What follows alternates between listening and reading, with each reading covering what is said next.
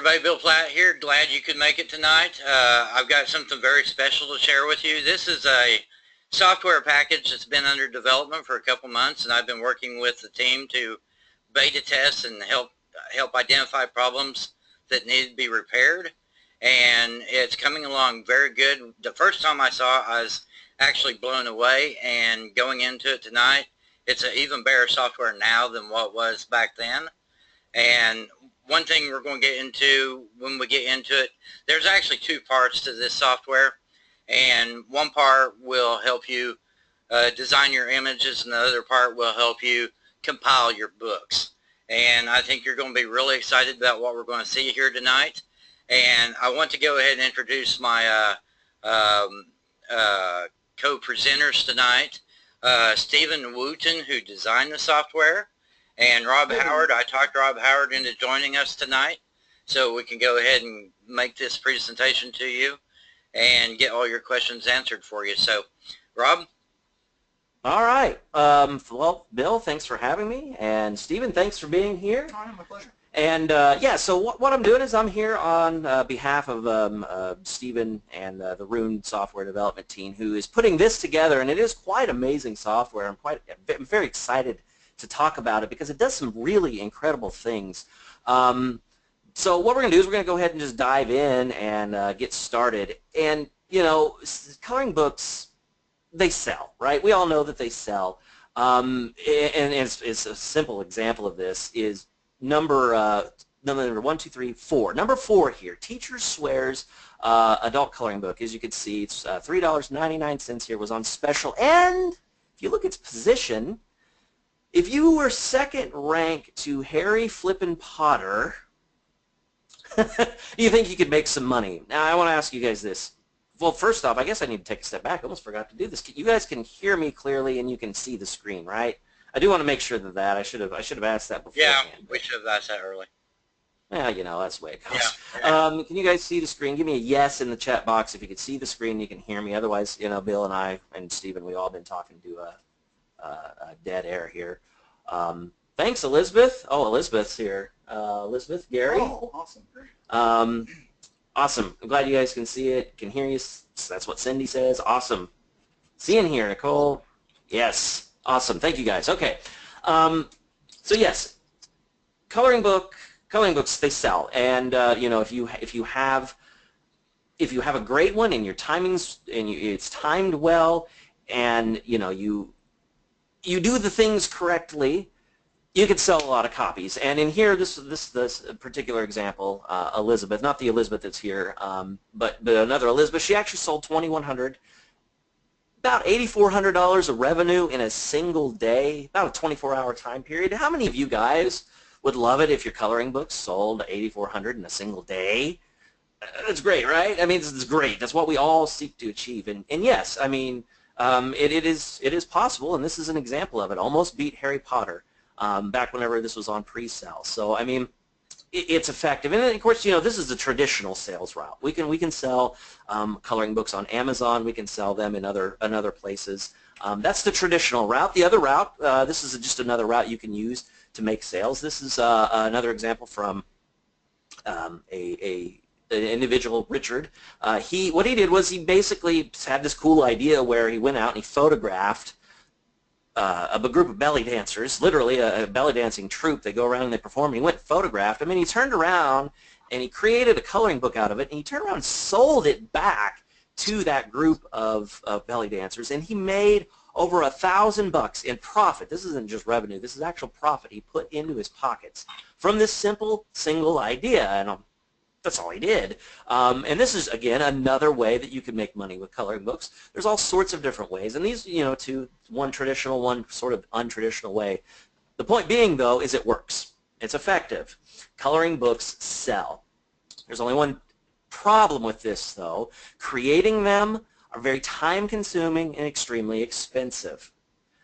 This is actually what's really funny, because Elizabeth is in the audience tonight, and this is her quote. This is what she gave us when we asked her, I'm like, what do you usually spend on coloring books? And she said, you know, I've paid $15, I paid $5, I paid $25 prices in general are going up. I think Fiverr is suggesting what buyers should charge. I look for new sellers who are hungry for work, ask for deals. So, I mean, even then she is, you know, looking for a bit of a deal, but she's still paying $5. I mean, if Fiverr $5, if you've got a 60-page coloring book, which is about the average for a coloring book, you're looking at $360, and that's if you go to Fiverr, and that's if you're lucky to get someone willing to do it at that. I mean, and honestly, if you're going to do this, typically what you're going to do, if you're going to outsource it, you're going to go to a place like Upwork or something like that. And, you know, hiring artists for this sort of thing is really, really expensive. As you can see, we did a quick research. You can go to Upwork right now and just type in a coloring book or coloring book illustrations, that sort of thing. $25 an hour, $45 an hour, $50 an hour. Really, the cheapest that we saw, the cheapest results was about $25 an hour. And you know, you're looking at a minimum of 20 hours, 30 hours if you're going to put in for, you know, for a good book. I mean, I'm just going to step back for just a second here. Bill, when you did this yourself, you put in 30 hours of work, right? Right. Right. So Bill did it himself, but if you were to pay someone to do that and you're looking at $25 an hour, you're looking at $500. So at the bare minimum, you're looking at $360, $500 per coloring book. And of course, you know, a lot of people like Elizabeth has spent $1,500, $2,000 on coloring books. So if you want to do a series of coloring books, $1,500. If you're wanting to outsource it completely, say you've got to want a series of 10 you're wanting to create, that's 15 grand just to do a series of 10 coloring books. It's not cheap at all. All right, so what's the other thing? Well, we could try to do it ourselves. Hey, Rob, Jennifer makes a good point here. Even when you work with the artists, you spend a lot of time giving direction, or they send you crap. Yeah, that's true. And that's something not a lot of people really talk about, actually, is that there is, you know, not only are paying money, but you're also giving some of your time up. Now, yeah, it might not be 30, 40 hours, but you're still having hours of conversations. There's the back and forth game between you and your artist. And it's unfortunate because, you know, that's a lot of time that you could be spending on other things, but they do need direction. And if you fail to provide that direction, or if there's a communication error, because that happens, we're all human, they could send you back something that you don't want. So obviously one option then is just to do it yourself, you know, because I can't hire anybody to do it because I just got to learn to do it myself. Well, okay, sure, do it yourself. Annually $239 for the pro version of Photoshop. So just get Photoshop, right? So do that. Then go dig through YouTube and learn all about Photoshop. Here's a 33-episode course from Tasty Tuts, which actually is a great YouTube channel. I ever recommend if you're wanting to learn something technical, their YouTube channel is excellent. But they have a 34-video course for beginners. And the average video is probably about 10 minutes. So, I mean, you know, it's 340 minutes. It doesn't sound like a whole lot, but whenever you stop and consider that you actually have to go through the video and stop and probably rewatch it and follow along, you're probably talking about an hour, maybe 2 hours per video. So, I mean, you know, we're talking about potentially 33 hours of just education just to get you to the point where you might be able to, say, either illustrate or take a picture that you've taken, a picture from a video camera, and clean it up so that it can be converted into a coloring book. So you're talking about a lot of time. Here's another thing, too, Rob, about the Photoshop. Like, for example, when I first got into doing web work, it was going to cost like $897 to get my hands on Photoshop. And these days, you know, you can do the monthly, but it still comes out $240 a year. But if you bought it back before they were selling their software as a service, then it would cost you $800, $900, $1,000 to get your hands on just one application. Yeah, exactly. So I mean, you know, if you know, you got to pay the money for, and I mean, there's free alternatives too. But I mean, let's just say it right now. Photoshop's cream of the crop. If you're going to do any sort of editing, that's what you need to do. You need to use. It's the best tool on the market. Yeah, and Jennifer also says, you know, she's working with 3 artists, but she constantly has to redraw a ton of their stuff, and that's a shame. You know, the shame. Yeah. So anyway, so yeah, of course we could do it ourselves. And this was a bit of a joke 1 year later. It probably wouldn't be a year, but you know, a significant amount of time later, now that you've learned this, you're such essentially an entry-level graphic artist. I mean, you know, how many pages you want to book? The average is 60. You're looking at, as a beginner, maybe 100, 120, 300 hours if you have a lot more. And that's a full week's worth of work, maybe 2 or 3 worths of work just for one book. And, you know, nobody really has 120 hours necessarily to put this. I mean, we're all business owners. The majority of us are. We're publishers, we're business owners, we're authors. Our goal here is to ultimately make money. We don't want to get into the muck and into the frustrations here of doing this, unless you're already an artist. And I know that there are some of us here that are indeed an artist already. I mean, Bill does work with this. Everybody hearing this all right? Oh, Rob, sorry to interrupt. Is everybody hearing this all right? Okay, we are now. Okay, good. Good. Yeah, just someone commented, said the audio cut out for a minute. So, Bill, you said you had some pictures. Yes. And it took 30 hours for you to convert this set of pictures, right? Right, that's correct. Yeah, and now again, they were photographs, and I was converting them over to line art, and we spent about 30 hours, probably a little bit more to be honest, getting those pictures ready for publication in the coloring book. And how many of those were there? There were 50 images total. Mm-hmm.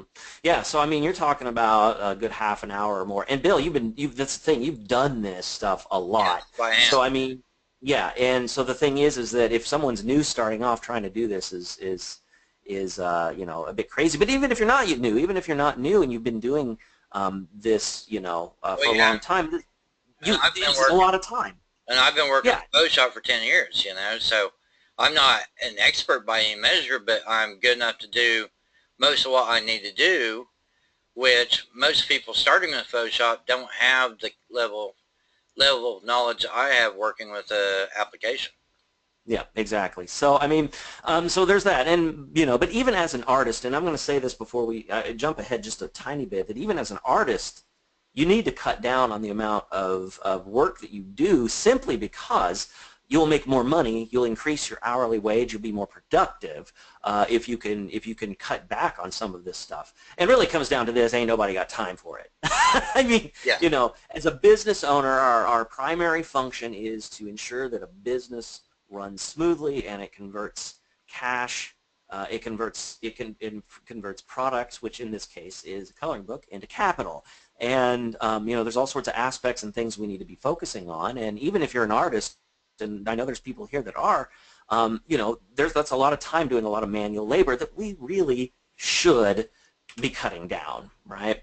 And so it brings me to these set of questions. Wouldn't it be nice to just press a button and make an entire coloring book? I'm not talking about you know, 5, 10 pages of poor quality work. No, I'm talking about 60, 80, 100 pages of high quality line art that somebody can sit there and with their colored pencils and color it in. That's the kind of quality we're talking about. And to be able to do it in 10 minutes or less. You know, that's the thing, is we want to do this quickly. We need to cut back on the amount of time that we take doing this sort of stuff so that we can make more product, but without sacrificing quality. Okay? And of course, if you're not a graphic artist, wouldn't it be nice not to spend $360, $500, $1,500, or even $15,000 for an entire series of coloring books? Right? Again, or not spending 30 to 40 hours a week per book. I mean, really, Bill, if you were to do this consistently, you'd basically be spending an entire work week producing a single book. Yes, that's correct. Which is why my wife does most of my coloring books for me. Yep. Yeah, because I mean, really, when it comes down to it, you don't want to. You've got other things that you need to manage. Yes. So, really, if someone came along and created a piece of software that could do it in 10 minutes or less and could push a button, it would probably be worth $1,000, $997. It would be worth every penny. Now, I want to make mention that, you know, we're going to be going, obviously, we're going to show you a demo of this here, and it's not $997. I'm simply saying that for the amount of time and money that you are potentially saving, it would be worth every penny of $9.97. Because the question is how much is your time actually worth to you? You know, if we look at this, if you're not careful, you can actually spiral your costs out of control. And I'm not talking necessarily about cash, though obviously you very quickly could. I'm talking about labor. Again, you graphic artists, those of you guys who do this yourself, or those of you who want to learn to do it yourself, you can quickly devolve and start working for less than minimum wage if you're not careful, because there is technology out there that can do this for you, that can help you grow your inventory. And we're talking about the amount of books that you can sell, right? The amount of books you can put on the market. If you systemize this properly and you get some technological help, you can cut down on the amount of labor you do. So say it takes Bill 30 hours to do a single coloring book. Even a little bit of technology that would cut it down to 15 hours has already doubled the amount of money he's potentially making, simply because it's cut his labor in half.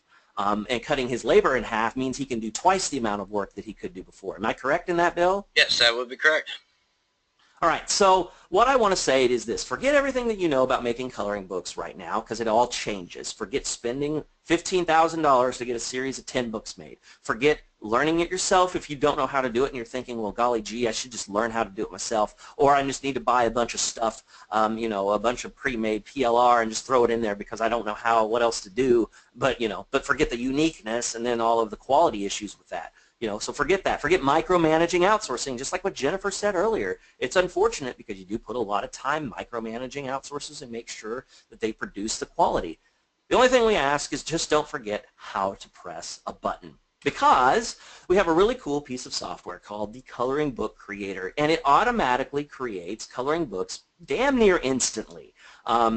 We've never done it on a scale like this before. It's never been done. Whenever I was shown this, I like Bill, my butt hit the floor, my jaw hit the floor. Basically, Steven's over here laughing. He's like, Rob, you got to see this. And I went in there and I looked and I'm like, holy bananas. Nobody has done this before. I've not seen it. I went and looked. All right, I went and did the research and I said, is there anybody else that is doing this? And then there's no one. There is no one that is doing this, and no one is doing it to this quality before. And it allows you to create coloring books in as little as 3 clicks. So what we're going to do is I'm going to turn this over to Steven, and Steven is going to show us a demo. Okay? She's going to show us a demo of how this software works. So what we're going to do is just give us a moment. We're going to switch over the screen, and Steven, I'll send it over to you. Okay, thanks. Who is excited to finally see this software in action? Because I know that that is probably what you're all sitting on the edge of your seats wanting to see. Give me one moment and I'm going to go ahead and minimize the presentation. And then I'm going to move some things over. Can everybody hear me clearly? Am I coming through clearly? Give me some yeses if you guys are hearing me loud and clear. Thank you guys. Thank you, thank you. Who's excited? I know I am. I always love watching this. I really do. Great. Awesome. Thank you guys so much for cheering me on. That's wonderful. All right, so here it is. I mean, you install it, and then let's open it up. So here is Coloring Book Creator. Now, can everyone see? Can you see it? Does it look good? If you need to zoom in, up in the top right of GoToWebinar, I do believe you can click a little zoom in button there. Yes. Does anybody need me to wait so they can get it figured out, or is everybody ready? Just throw me some more yeses. I don't mind the spam. All righty, looks good then, I think. Okay, great, man. I love the all caps. That's awesome, guys. Thanks. Okay, so all you do, it's really very simple. You've got the create page, create book. Bill mentioned earlier this is basically 2 pieces of software in one. We're going to start with the create page. You just select create page. You have your input directory, and then you have your project name, which is effectively your output directory. So the first step, you simply choose. Hang on just a second here. Sherry, it's in the upper right-hand corner of the screen you're looking at, the GoToWebinar screen. You'll see it say Zoom 41%.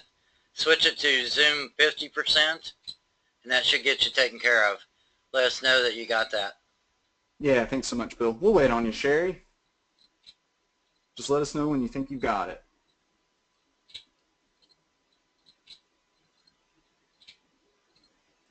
Everyone else good?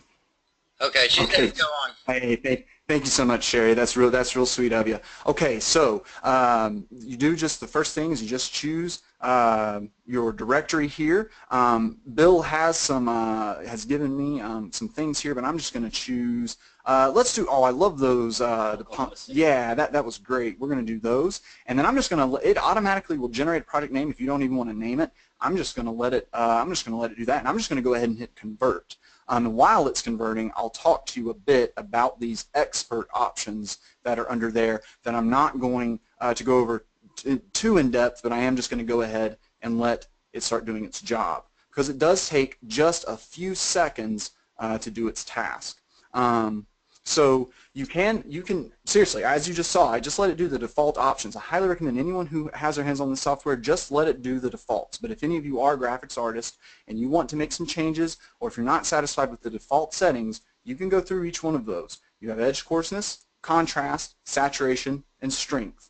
Edge coarseness is simply reducing shadow quality between two major lines, and the lines are not effectively line art lines, but lines in terms of the quality of the image.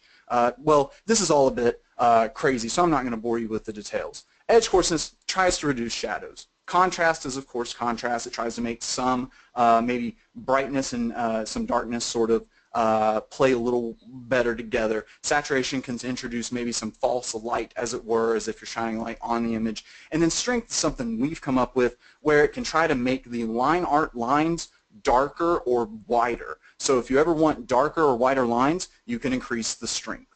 And if you need to know any more about that, we'll answer those questions at the end of the seminar. But as you see, it has successfully converted. It did dump it on my desktop, so there it is. You see the OZ4 whatever. And we'll go ahead and take a look at what it did. Please don't mind that it doesn't show the conversions there, because that's just a Windows glitch. But as you can see, that is what it converted. What did those look like before, I wonder? What did I just convert? Put these side by side. And who is this again, Bill? Standing Bear? Standing Bear, yes. Can everybody see that clearly? Is everybody seeing that? How long did that take? I converted, what was that, 18 images or something? Mm-hmm. And Bill, you said to convert all of those, because this is your actual book that you said took the 30 hours or whatever? Yes, that's correct. And, Every one of these and I just did that. And did anybody time that? I should have asked somebody to time it. Did anybody time how long? In a few minutes, maybe? I don't even know. I know I was talking. No more than about 2 minutes. About 2 minutes. So I just did what took you 30 hours in 2 minutes? Yes. I'm so sorry, Bill. Bless your heart. Yeah. I'm so sorry, sir. Well, now, some graphics artists may look at this and want to clean it up further, but still, look at the time that can save you. That alone should just, I mean, now you can take that and imagine how much more work you can get out every week. And we'll just run through the images. Just real quick, I'm just going to show you side by side here, show you what the coloring book did compared to the original. And then, Bill, you actually sent me the actual images you uploaded to CreateSpace for your book. Is that correct?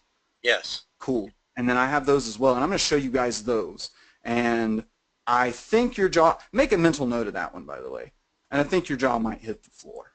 I know mine did. He showed me, I swear to goodness, he showed me his versions just today because he just thought to give them to me. And my jaw hit the floor because I had no idea my software was capable of this. So let's see. All right, and that's it there. Alrighty, guys. So now I'm going to show you Bill's manually converted images. And as you can see, Windows, obviously, because those are what it actually does, but regretfully Windows there. But now let's go ahead and take a look at here. It looks like it starts at the Train Depot. So this one here is mine, or my software's, and then this. Oh, where are we at? Oh, there it is. Took a second. Sorry about that. And there is Bill's. Cool. We'll click on through.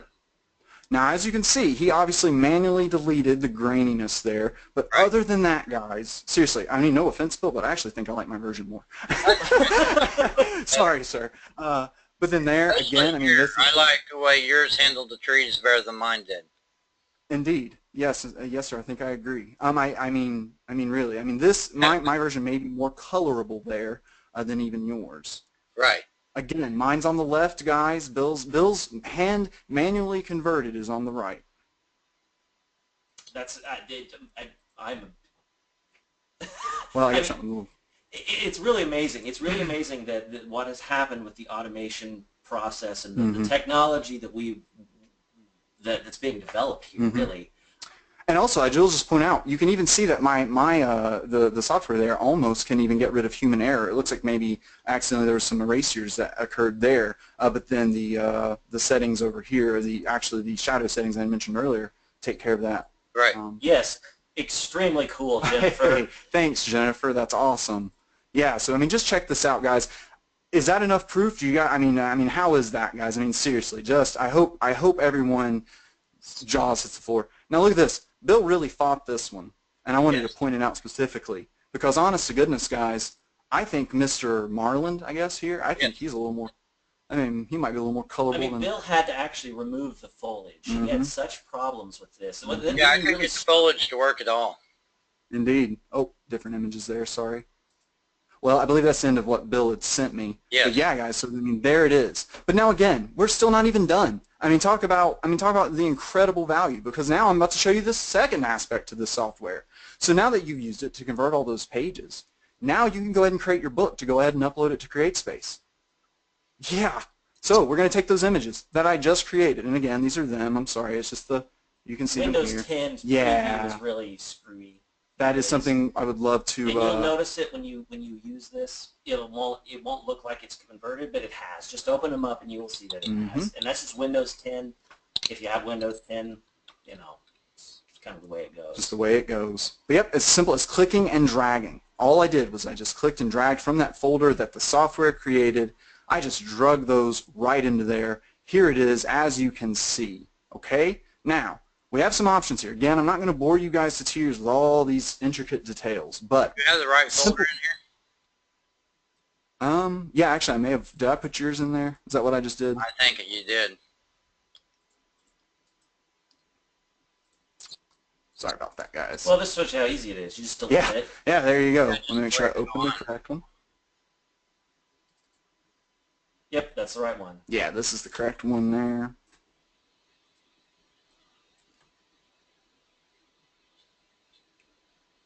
And then, yep, you just click and drag. Easy as that. And now, again, the Windows Preview features, regretfully, are not on point. And actually, this is actually a great point, is that Windows does cache the way the images originally appeared. So it does still believe that the cached previews there are uncolored. But these are the ones, because as I've shown you repeatedly, but that's it. So you just simply can just select through the options. You can do them all at once in, as you can see, multiple images, or you can do them individually.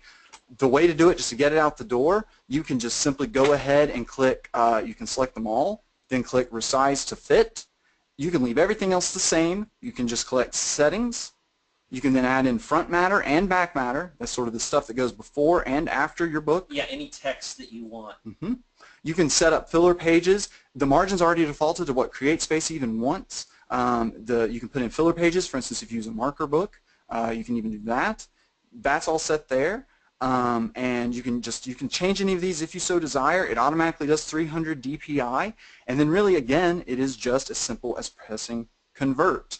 And I'm just going to name this webinar conversion, and off it goes. As you can see, it added the front matter and the back matter, and now it's just adding those images.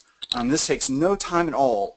So think about whenever you're sitting there at your desk and how you may do it. You may open up Word or maybe open Office, and you manually sit there and go through all of that. And then here is what it pops out with. My front matter and back matter was nothing. It was just greetings, hello world. And then there it is.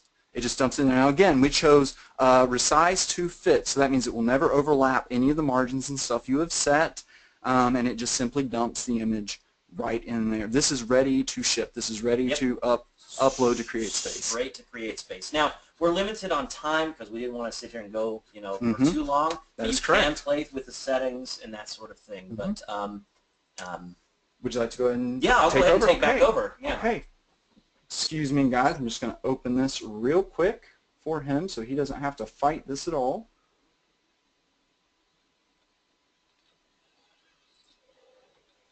Okay, so yeah, talk about value, right? That's the thing here is that, you know, this software, it as you can see, in what was a matter of, besides us talking through it, I mean, we literally spent 2 minutes converting the images, probably 60 seconds setting it up, and we have a book that's pretty much ready to ship.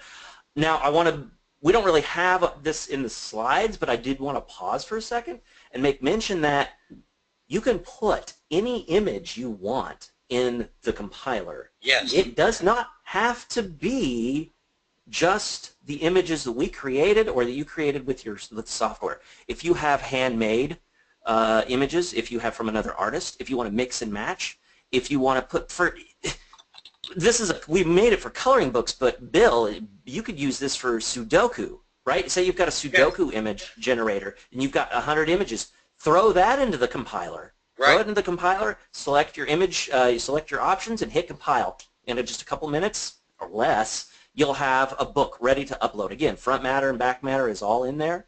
That's the thing, you know. I was really excited by the image converter and what it could do with my images. In fact, I agree with you guys that at least half of those images were better out of your software than what I did by hand, which is just amazing.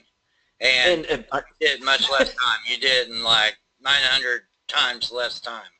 Right, and that's the funny thing about this. Poor Bill. Bill, when he saw this, he's like, dang it, Rob. You know, Steven, why didn't you guys? Sorry, Yeah, why Bill. did we do it? I mean, we were laughing about it because it did it faster and it did it with slightly better quality than even what someone could do with by hand.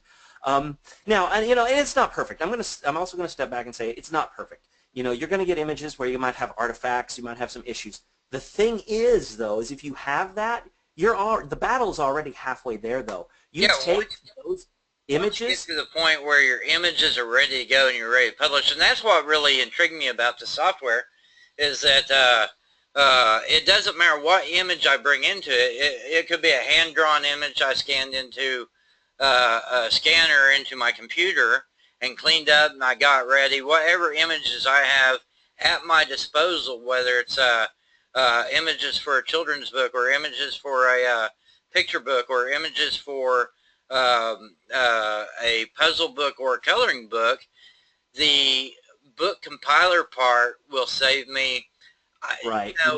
probably about an hour, to be honest with you.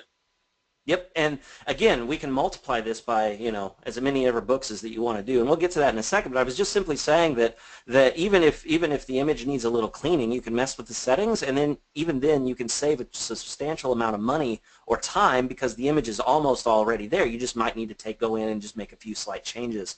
So again, no matter how you shape this, you're saving time, you're saving money. You're generating coloring books faster than before, and you potentially are going to make money. And again, what Bill just talked about is you could even forget the converter. Say you use traditional artist. You're an artist yourself. I know Jennifer mentioned earlier. She said that she loves designing. Hey, that's great. You love it. Now you can just get rid of the dredge work by using the compiler. She also made mention she might use some of her students' faces to create something like this. So you can use it in so many different ways. And the great thing is, though, it's unlimited, right? What Bill was saying, yeah, maybe the compiler only works for, say, an hour, saves you an hour, but gosh, what if you wanted to publish one book a week? That's 52 hours out of the year that you saved. You saved yourself literally a week and a half of work by using just the compiler section. All right, so using the software, you can fully create and upload 16 coloring books to CreateSpace in 8 hours. We did the math. Okay, we did the math. This is theoretical. This is assuming you have everything ready to go. Obviously, as humans and imperfect creatures that we are, this is the theoretical maximum. But 16 coloring books in CreateSpace in 8 hours. That's 1 day of work a week, and then the rest of the week you could do whatever you wanted, theoretically. But obviously, that's unrealistic. 16, it's theoretical maximum. Obviously, 4 4 you could probably do. If you have the stuff ready, you could 4 or 5. You can get it. You can really get a factory floor going with these. And if you're careful and you really, you pick good images and that sort of thing, it really moves along smoothly, okay? And again, the more books you have published, the more money you'll make. Instead of working for minimum wage, you're going to be generating near passive income by pressing a button. And that's kind of all what we are somewhat going for.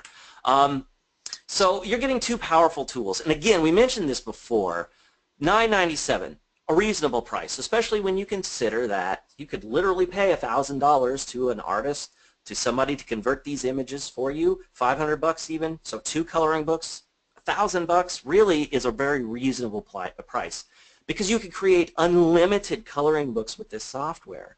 And let's say you're creating manually 1 a week. You're creating manually 1 book a week. You could, and if you're paying for it, let's say, you could be saving $52,000 a year or 1,500 hours of work a year if you're doing this manually. So $9.97 is a very reasonable price, but we're not going to charge $9.97. Instead, what we're going to do is just a one-time payment of $2.97 or 4 easy installment payments of $100 a month, just for 4 months. And the reason we're doing this is, from what Stephen tells me, is that he's wanting to get people in, he's wanting to get people using it. We need people to give us feedback, features improvements, that sort of thing.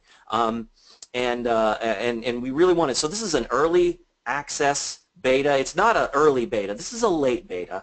And the great thing is, again, if you decide to go with this now, one more thing I want to bring up is that he said in the future, we're not entirely sure where he's going to go with this, but he's thinking that it might be possible that we have a monthly fee. And then that's how valuable it really is. So the great thing is you can get in now and you can pay a single price and have it lifetime updates, okay? So that's the key. So here it is, all right? What are you waiting for? Buy now. Head on over to pencilsandpatterns.com/CBC-Bill Platt. Bill, if you could drop that into the chat box and so everyone can get it, so they can click it. Again, one-time payment of $297. You can save $107 if you take the one-time payment, or if you feel like you'd rather just move it into 4 months of an installment plan, it's $100. We have a 14-day money-back guarantee, so if you try it, if something just doesn't work, I mean, come on, we're talking about technology here. We know that there might be some issues with a computer or two, and they're going to work their hardest.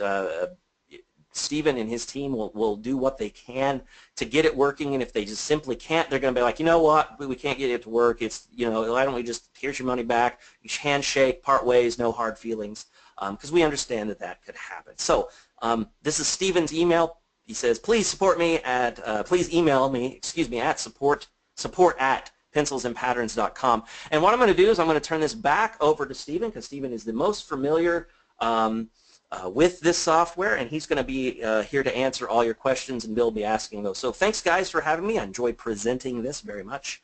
And I'll be here as well, listening and watching and seeing. So I'll turn it back over to you, Stephen. All righty. And yes, and please do email me, guys. That is my direct line, support@pencilsandpatterns.com. Everyone on my team sees it, but I will personally email you back, letting you know, answering whatever question you may have, as well as just helping you in any way I can. So please, sincerely, please email me. Just let me know your thoughts of whatever you're encountering with the software. Okay, there's a couple people asking about Mac version of this software. I know it's not Mac yet. I don't know if you plan on in the future.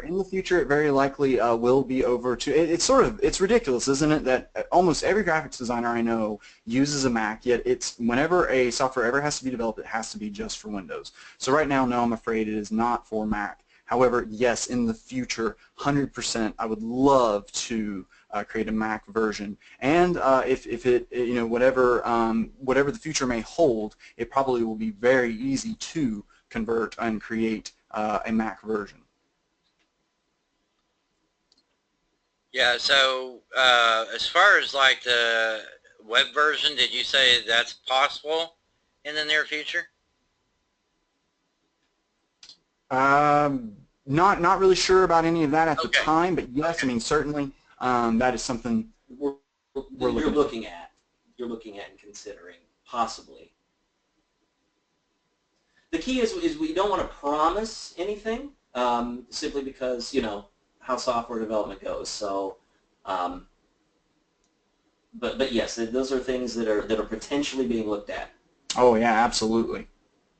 Yeah, so And honestly, if someone, and I would even just go as far as to say, if somebody has a boot camp on their Mac, heck, you know what? Send me send me an email at support.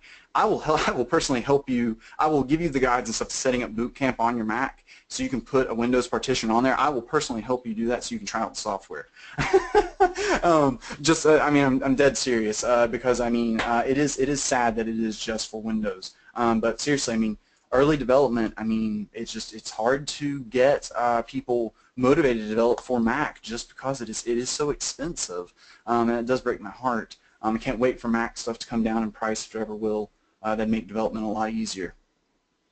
so Any other questions? Anything else? like a Windows simulator for the Macintosh?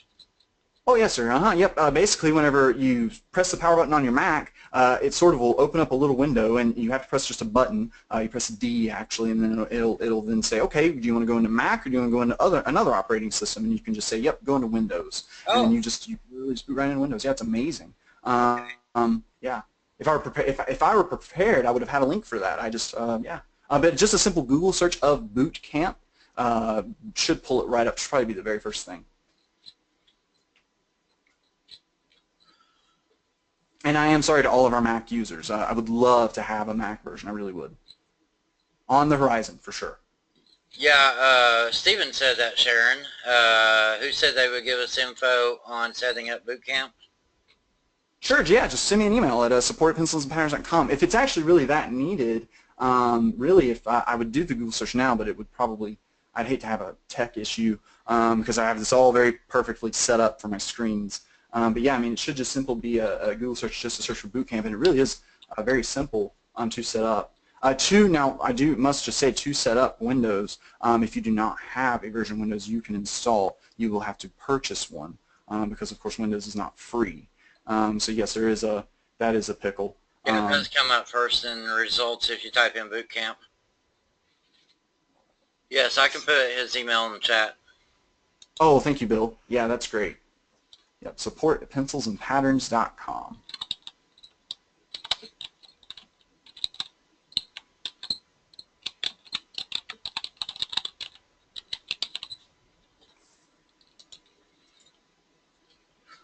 Okay, I just sent out the email address for that.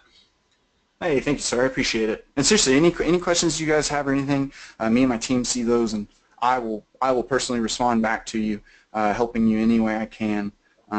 It's my pleasure. Yeah, so Roseanne asked about the refund policy on that. It's 14. Yep, 14 days. Mm-hmm. Yes, sir. Yep. So if you buy today, you have a good 2 weeks. I mean, yeah, you just have 2 weeks, and just let me know, and just let me know how it went. And if you're unsatisfied, I will full 100% refund. It's my pleasure.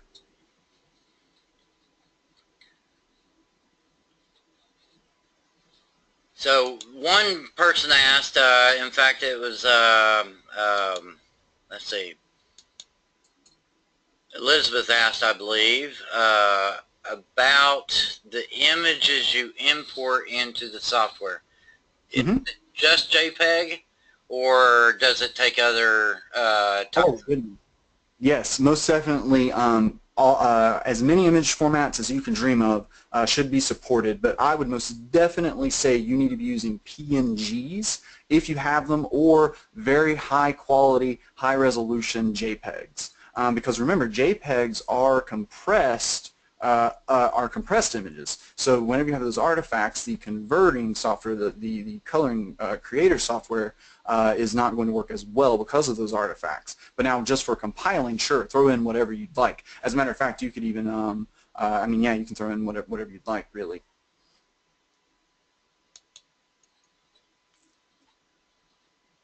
Yes, the price we have here today is going to be available for a couple weeks anyway. I don't know how long for sure it's going to stay in place. I believe this price will likely end just before Christmas, I think. Yeah, I think so. And from what I've talked to them when they were just telling me about the deal, is that, again, they're looking at putting this as a Yes, monthly payment. This is probably the first and the last time you'll ever just be able to own this software on your computer. After this, it will be a subscription, much like Photoshop and stuff. It will then become a subscription. So really, if you guys get on the ground floor, you're going to be able to rise the rocket ship as it trails off, because you will be grandfathered in and you won't owe another nickel. You'll be able to pay now, and then you will forevermore have it. You'll still have updates and stuff. And if it moves away from what it's programmed in now to something, that will still be honored. So you really want to get in on this ground floor, because imagine, I mean, Bill said he bought Photoshop for like $1,000 back then, and you don't pay. Do you pay on it now, or did you get grandfathered in? I mean, that's a Adobe. Well, I've got an older version of Photoshop, and in fact, it's a Photoshop 2002, and I'm too cheap to upgrade it. Well, hey, but see, then we're not Adobe. Then we're not gonna do that to you. You will get the future. You will get grandfathered in. So we're not gonna pull Adobe on you. You won't be stuck with the 2016 version. You'll go ahead and keep moving on. Yes. Okay. Rosanna's asking about her images are quite large in size and too big for a book. Can she use them at the larger dimensions? Oh, please. Yeah, as a matter of fact, I challenge you to, as a matter here, man, I wish I should, maybe I should open that, but yeah, Bill, the images you even linked me were 3,800 by 2,600 or something, enormous. Yeah. I mean, if you printed those out, it'd be like 28 inches or something across. Yeah. If you kept the resolution. I mean, seriously, 300 DPI. I mean, enormous. So enormous images. Oh yeah, bring it on. That's what the compiler's for. The bigger, the better. Now, Bert's it'll look better. Go ahead. I'll get to Bert's question in a second. Oh, sure. No, all I was going to say is it'll just, with the bigger images, the higher resolution, higher DPI, it'll just simply look better. It'll convert better if you're using the converter. Then with the compiler, it'll be cleaner and crisper. Higher resolution is welcomed for sure. Okay. Now, Bert's asking how many images are included in this. The answer is none. He says if there are no cats, he still has to spend time finding some. I did have some cats. Yeah, I was almost going to do the cats are from a calendar project I did. And to be perfectly frank, I got all those cats from Pixabay, pixabay.com. All those are for commercial use on the pixabay.com website. Just go type in cats, and you'll find your heart's content right there. Yeah, and that's something that we want to say is that you can get your images for this software anywhere. You can take the pictures. You can get royalty-free images if you so choose. If you have a cell phone, you can do all of this and just start generating passive income on making coloring books. You can walk outside with your cell phone and start snapping pictures. Yeah, or you just, as you said, Pixabay, just start downloading. Yeah, Pixabay is awesome, pixabay.com. They got hundreds of thousands of commercial-free images you can use there. The Ponca City photographs, I actually hired a local photographer to go around and take those shots for me. And how much did that cost you? It cost me $5 a picture. And the original shot was 100 pictures, and I did away with like 30 of them. Okay. Did you still have to pay the $500? Or? Yes. Yes. Okay, so you paid $500 then, and then you had to spend all that time converting them, and then you made your coloring book, correct? And then I get to see a much easier way to do it here, and beat you over the head for not creating this a year ago. I'm so sorry. You gotta love technology, guys. Yeah, I can write down the. I'll send it through. Right here for the pictures, the Pixabay. Cool, thanks. Anybody else have any questions or anything? Oh, I guess you're typing right now, Bill, but yeah, if you see any other questions, just let me know. I'm here to help. Yeah, I just sent through the address for that. And let's see. Gary's asking if he can put on more than one machine. Sure. Yeah. Okay. Absolutely. I'm totally cool with that. You know, I know a lot of software companies are like, they give you the key, all that jazz. We consider doing that. But for this introductory, this reveal, You know what? I really I need the feedback, and I need good customers. I need you guys. I need you here at the ground floor with me. So no, yeah, go ahead. You know what? And really just give me the assurance. If you're going to go and install it on a bunch of other places, let other people use it or anything, give me feedback as a trade-off. You know what? Just buy it now and just give me feedback. Let me know how I can fix it for you. And let's see, we need to go back to the software for a second and show Sure. people the settings for the book, where the margins, and Can everybody see my screen? yeah, we Can can. you guys see that there? Cool. Okay. Okay, And go actually, into your settings button. Sure. Okay, right here, and like I said, you can zoom in to see this better if you want, and I zoom in to 50%. Right there in the middle, it says filler pages. You can insert number of pages after every coloring page. And for those who use like ink pens to color, you don't want image on the reverse side of the page, and this has been put in there specifically for that reason. So we can insert one page after every coloring page, and that will give us an image and then a blank page and an image and a blank page. And it's just perfect for markers. It really is. Yep. Any other questions about the software? While I have it open, I can show you whatever you guys would like. Yes, Elizabeth is asking if you can show some of the adjustments you make to the images to fine-tune them. For the converter or for the compiler? So create pages or create books? I think on the create page, right? So really, we'll let her confirm if that's what they're wanting to see. Here, and actually this time we'll do... Yeah, so this is the screen you're looking at, Elizabeth, that you want to see? Yes. Cool, okay. So I'm just going to make a new... we'll go ahead and make a new folder here, so we'll name it Elizabeth. Alrighty, Elizabeth. So let's say that, for instance, whenever you saw the output earlier, let's just say here on Standing Bear, let's say that you were thinking, oh man, you know what, I really like to have a much darker line because I use markers, for instance. Simply to do that, you would just increase strength. Now, strength is a very powerful selection here, and it's sort of one that we've sort of created, but it does sort of just affect your lines. So the line art, what it thinks is the line art, it increases the width and the density of those lines, okay? So let's just turn it up to like 5 because it is a very powerful tool there. And then again, you just hit convert. Actually, I'll work with just Standing Bear so that way it's real quick. So I don't take up anybody's time there, if that's okay. Oh, those are all the converted ones. Sorry, guys. So we'll just start Standing Bear, and we'll just name it Bear. Alrighty. So now as you guys can see, this is of course the original, and then we'll just dump Mr. Bear into the software. And again, all I've done, and if you want to change to defaults, you just press these little buttons. So if you mess something up, don't worry. Then we're just going to turn it up to 5. Now we're just going to convert. And I'll show you the side-by-side what it was whenever it was just 3. That's when it was just 3.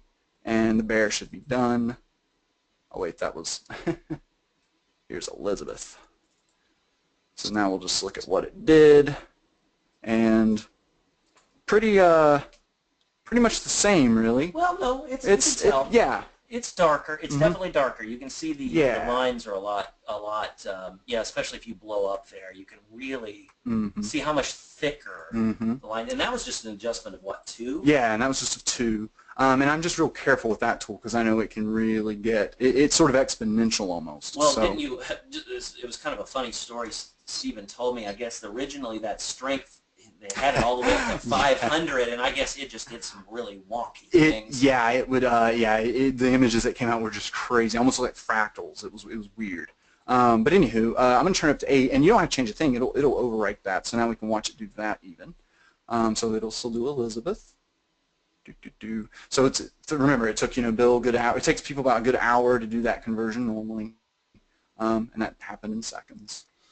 Not to rub anybody's nose in or anything. Yeah, I can definitely tell it there. That's much stronger lines. Oh, is that the? Oh my goodness, sorry guys. So yeah, and as you can see again, got ever yet darker. Now that actually looks, I think actually that might look even better than the defaults there, maybe. Well, I don't know. But yeah, I mean, see, look how dark those lines are. That'd be very easy to color. You could put that to print, I feel, right now, with no real complaint. Now, she's also asking if you can reduce the shading, and let me point this out, just from personal experience using these images. Standing Bear did not make it into the coloring book because of the shading issues. And also the Pioneer Woman did not make it into the final coloring book for the same reason. And whenever we're dealing with bronze, there's a lot of extra shading in the middle of the image that is almost impossible to get rid of. And that is just because we're dealing with bronze statues. The darker color on the statue fills more shading than what we would like in the actual image. So for my personal taste, the statues just don't work at all in the coloring book format. Even though it doesn't matter whether you would do that, say, manually or with any sort of automation tool. It's just the fact that it's the texture or the shader, really, if you're talking about computer lingo here, the shading of it just makes it impractical. And I want to point out, you will find that some images, just no matter what you do, just don't convert well. Right. And that's unfortunately, I mean, what we've done is what Stephen's done is very, very impressive. But I mean, we're talking about what we're talking about a very basic AI of sorts, you know, where it has to make decisions, and just if you feed it an image that a human would have difficulty doing, there's no way the software could do it. And that's just the reality of it. I mean, we're not going to, you know, put this up as this some sort of a absolutely magic genius that will defeat artists of high caliber. It's not. It's going to do a great job for most general images, and then some images you're just going to find you'll have to just, you know, cut, and that's just the way it'll go. And really, the way you get around that is if you're building a book. I'm thinking this from a strategic perspective. Take your camera, your camera, your phone, and just take hundreds of photos. Just spend a day taking photos, and then you've got so much source material. Those bronze statues, as Bill said, yeah, it didn't matter because he chucked them. He had enough of the entire region. Yeah, it would have been nice to get Standing Bear in there. It really would have, because that's like the newest tourist attraction in town. But, Right. I just couldn't get Standing Bear to work.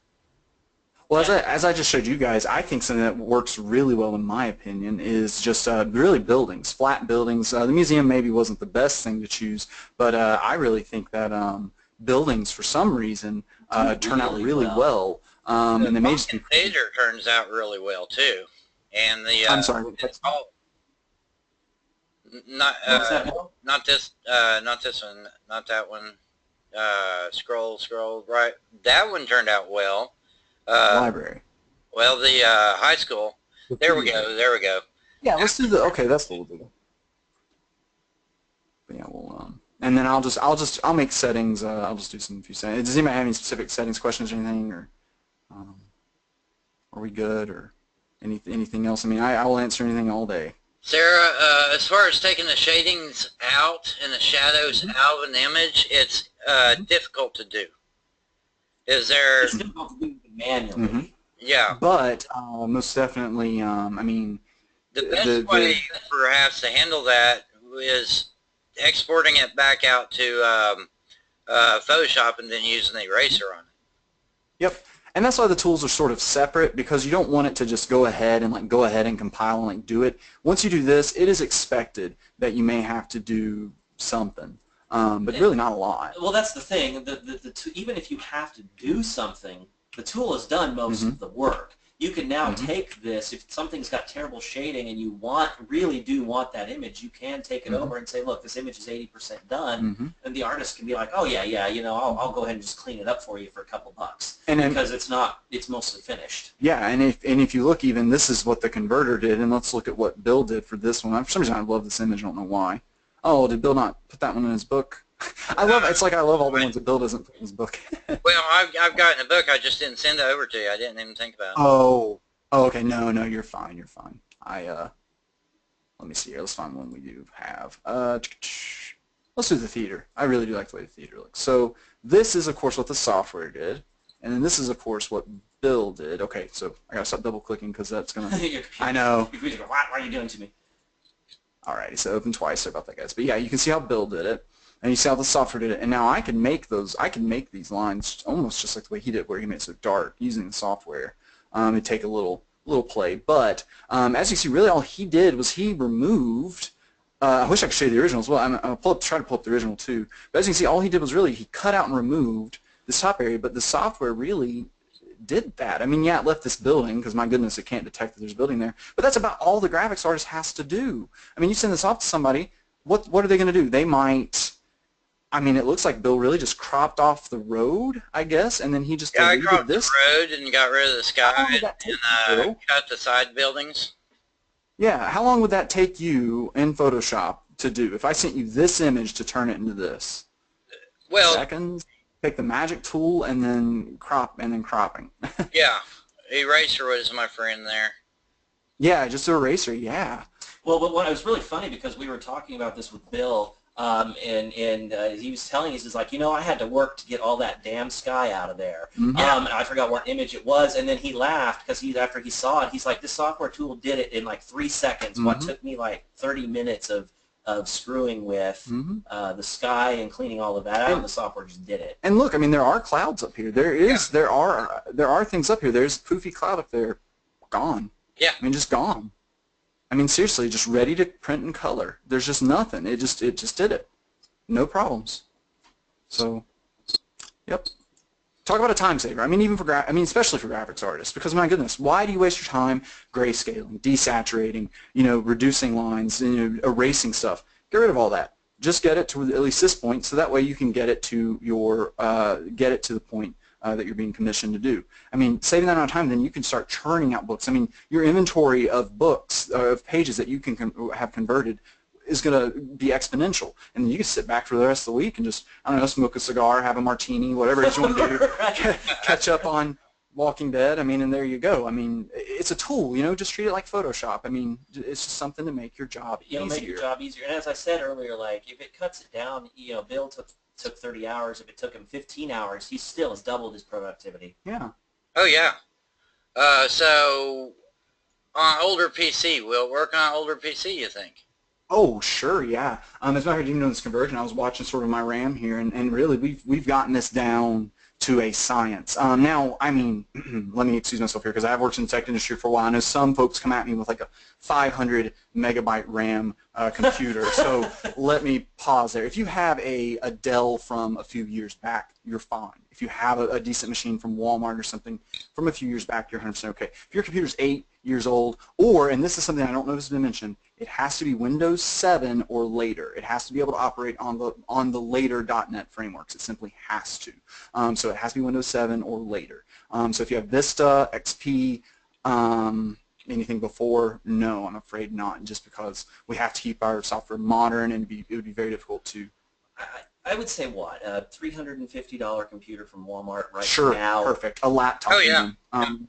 $300 laptop, perfect. There you go. I'm confident anyone here, because you're tech savvy enough to know Mr. Platt and Mr. Howard here. I mean, you guys got here to GoToWebinar. If you're at least at that point, you're golden the rest of the way, because your computer can handle GoToWebinar. It can handle this software. Yeah, it would, and he actually showed me 2 versions. The old version that they were working on, it did require a substantial amount of RAM. And then he's like, but we fixed it, look at this. And the most it got, I forgot how many images you processed, 100? No, 300? About 350. He threw 350, Yeah. 300 DPI, 3,000 by 3,000, something like that, images in it. And the memory usage was no higher than 160 megs. If you guys 160 megabytes of RAM. That's all it took. And as long as you've got a semi-modern processor of the last 5 or 6 years, yeah, it is very resource light. So as long as you have a Windows 7 or higher, OS. Yeah, you're fine. If your system's running Windows 7, and if it's running Windows 7 well, it's probably running, it'll be able to run this well. But anyway, any other questions about any of the tech stuff or anything else? May I show you guys anything, or is there anything you'd like to know? How much do the option bars actually affect the image? Do we just need to trial and error it first, or should we create screenshot the way you have to get a head start? Oh, shucks, no. The defaulting everything is super simple. You just click these boxes. You just click these. So look, I can make a mess of it, and then you just turn it back. These defaults are what I recommend. But really, when you open the software, you'll see it. You'll open it up. And this is what you'll see. You don't ever even need to touch expert options. That's why we've sort of hidden it. But if you want to play with these, yeah, have fun with it. I've made some really funny looking pictures by turning everything all the way up, because anytime you have saturation that high with that much contrast, it goes crazy. And like, for instance, if you get rid of all the strength, because that sort of wants to reduce all the things that this sort of might mess with, you can even just grayscale it. Heck, you could even almost turn everything down all the way. Really, you probably want to keep saturation at just 0, though. Sorry. Keep this at 0. You leave it like this. Then you can make some awesome just grayscale images, which would be cool. You also can make like maybe if you dress up like a vampire or a ghost for Halloween or something, you could then do this to that picture and you'd look very convincing. So yeah, they affect it quite a bit. It's a tool just like anything else, just like in Photoshop. It affects it much the same way. So when you see contrast and saturation, if you're familiar with those in Photoshop, just the same thing. Edge coarseness and strength are sort of things we've invented, but really edge coarseness is just how blurry the edges of shadows will be, how far shadows are going to overlap one another to become a line, and then strength will then enhance that line.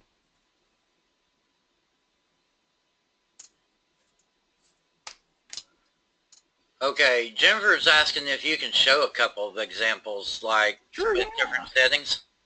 Here, let's just do this. Well, heck, no, we'll make a wacky one. Remember, wacky one, okay, guys? This is going to be weird because I've played with reducing strength all the way before. So let's do the cats. We haven't done the cats. I love cats. I don't know about you guys. Have like 8 of them or something running around. Yeah, I got So we'll just do this for. We'll do this for Jennifer. Oops, sorry, control panel. Where's my desktop? We'll just make a new folder for Jennifer here. Oakley dokley. And these cats are beautiful. I actually use these to make a calendar. Yeah, let's look at what they looked like before. Oh, these are your calendar cats. So yeah, look at that guy. And it's just running in the background, guys. I mean, go have a cup of tea or something. It takes a few minutes to do the conversion, but really not any time at all. Enough to really go make a cup of coffee, not even set up the coffee pot. Just enough to drink it or get it and come back to your computer. Yeah, that one. Oh wow, look at those eyes. I'm sorry, what was that, Bill? The one with the blue eyes, it's just. Yeah. I love it. Look at that guy. What is it? Wow. Yeah. That is. I don't think I've ever seen a blue-eyed cat like that. So already, I mean, I'm actually timing us here. We're not even hit a minute yet. We're about to though. So. No, I got these cat images off of Pixabay.com. Oh, great, yeah. And these are free for you to use. You can put these in a calendar and make money off of them. Yes.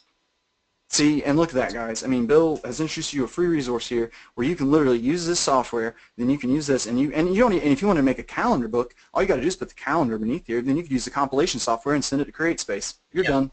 Yeah. Oh my gosh, I had never even thought about Yeah. that. No, I'm talking about Rob. That was Bill's like, I thought about I'm it. already a minute. you there. That's about 1 minute and 40 seconds there, guys. So here's Jennifer's cats. And see, now Windows worked there. Isn't that funny? And there are your cats. And remember, those are crazy settings. But really, what did we do? It looks like we have a lot. Yeah, we have a lot of contrast, a lot of saturation. So we're really going to bleed. We're really going to bleed the brights. And also look at how 3D that can even start looking because of just how much. So it is just like any tool. You have to know how to use it, and you have to know what it's doing. And anytime you're playing, and if you're going to put a lot of saturation, saturation is sort of like putting a light behind the image almost. It's going to bleed that light out, and it's going to really make it glow almost. So you got to be careful with that one. But yep, that's how that looks. That went crazy there. But then let's just just for comparison, and then we can we'll make Jennifer We'll call it, whoops, where did I go? We're going to call it Whoops. Apparently. Let's get rid of that. We'll do this. Oh, I already had one. Well, Jennifer, whoops. Alrighty, guys. So now we'll just convert again. Actually, I'm going to drop a few of the cats out, bless their hearts, just so it doesn't take quite as long. We'll just drop. Yeah, poor little kitties. Here. Actually, you know what? This is funny. I know I could go ahead with that one, but I think I had some cats here. Yeah. Well, no, we'll just trim part of them out. Poor kitties. Thought I know. I just love them. They're so wonderful. Sorry, guys. I am a crazy cat lady. If you're not really sure the difference between DSAT and grayscale, pretty much always leave it on DSAT. By the way, that's desaturation. You want to leave it there. You don't want to try grayscale instead. Just to let you know. Really, if you're unfamiliar with any of these settings, you probably never really want to. I mean, you're just going to have to play with them. Is really about what it is. Jennifer says that's her daughter for Halloween was Crazy Cat Lady. Did she have a bunch of like little stuffed cats, like staple or bobby pinned or something to her? That'd be funny. I've got. Bert said he actually has a cat shelter. He's been called more than crazy. Oh man, Bert, I'm gonna come out and we're gonna have a blast. I have so a lot of saturation like 15 cats walking down the road, and the lead cat says, "Yeah, let's go off to Birdie's house because she is a crazy cat lady and she will accept all of us." That's awesome. I welcome it. Oh my gosh, Sherry said she's a crazy dog lady fixing dinner for 700 pounds of dogs. Oh my goodness gracious. Whew. I guess they have to eat just straight steaks, huh? I mean, just a lot of steak, half a cow a night. What are those big dogs called that have to eat nothing but like constant? I mean, they have to eat like hundreds of pounds of meat. Like I know what you're talking about. Big monster. Yeah. St. Bernard's? St. Bernard's, is that it? No, not the Bernard. Great Dane. Great Dane? Yeah. Great Dane. Yeah, Great Danes. Yeah, there they are. I had this lady that I dated one time, and she was really wanting to get serious with me, and she had like 4 Great Danes, and the male Great Dane wouldn't even let me in the damn house. And she had like 8-foot privacy fences, and it would drive her neighbors crazy because she's got this 8-foot privacy fence, and that dog would stand up and put his paws on top of the fence and watch you walk by. Oh, goodness. Yeah, Jennifer says that looks a little better. Yeah, a lot of this is just playing with the settings. You know, some of these pictures are definitely easier than others. But again, you're still, even if you have to play with these a little bit, it's still not, you know, it's it's nothing compared to what you would have to do this manually. Yeah, I like the 3D effect it almost has. We were looking at those earlier. I know, I do. I love that. I don't know what it is. I mean, I wish, I admit that it would, well, maybe not that way. That actually looks amazing. I was going to say this maybe you need to clean up, but I think that looks just awesome. It looks 3D almost because of the chroming or whatever happens there. But you may need cleanup there. That does, you know, that's a bush or actually those are lights. I'm sorry, Christmas lights. Lots of bleed, so you'd have to clean those up. But really, beyond that, I mean, that's pretty dang good. But if you're having somebody clean that up, it won't take them but a second to finish that up. And then this one's pretty much ready to go. But really, think about a cat. And this is the reason why we chose cats, is because cats have fur, have a lot of lines. Fur are basically lines to this software. So it's creating a whole bunch of line art over these cats. Look how successful it is even here. I mean, look at that. I mean, it's a series of lines and it's handling it. Well, and here we have someone who's actually doing these. Jennifer just said colored pencils on that, and it looks great. These grayscale style books are growing in popularity, and that's the thing. Jennifer and Jennifer just said it, and she's she's just a customer here on the call.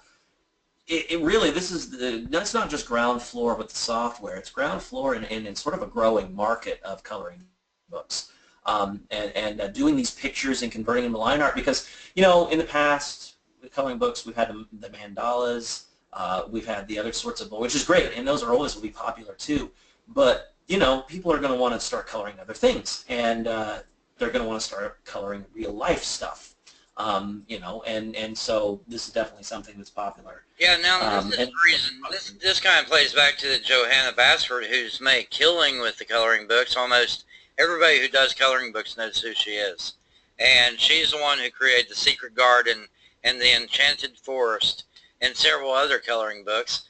And the Secret Garden itself has sold 15 million copies. Now, since she released it, which was about 3 years ago. So she's selling an average of 5 million units a year just on one coloring book, and she's got about 5 of them.